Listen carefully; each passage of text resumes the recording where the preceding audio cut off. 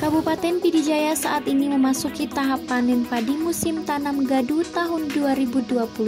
Di zaman serba canggih ini, petani dimudahkan memanen padi dengan menggunakan teknologi yaitu mobil perontok atau mesin kombi.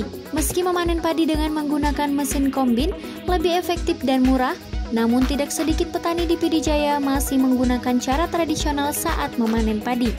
Seperti yang terpantau di hamparan sawah Gampung Blanglong, Menasah Tutong, Kecamatan Bandar Baru, Pd Jaya.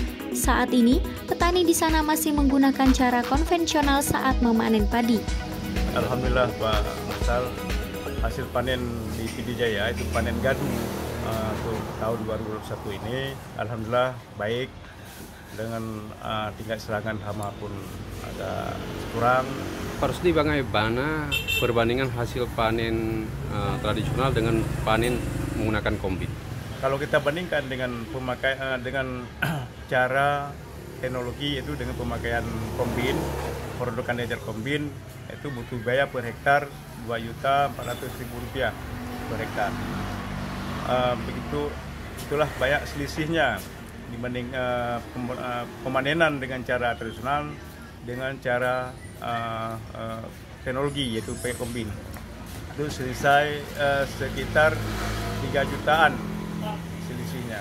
Sekretaris Dinas Pertanian Pd Jaya, Rusdi, mengatakan kemungkinan kondisi tanah sawah lembek sehingga mesin kombin tidak dapat bekerja untuk memanen padi di hamparan sawah tersebut. Tidak dipungkiri, memanen dengan cara tradisional dapat menampung atau membuka peluang kerja lebih banyak dibandingkan dengan cara memanen menggunakan mesin kombin. Dari Pd Jaya, Muksalmina, AJNN.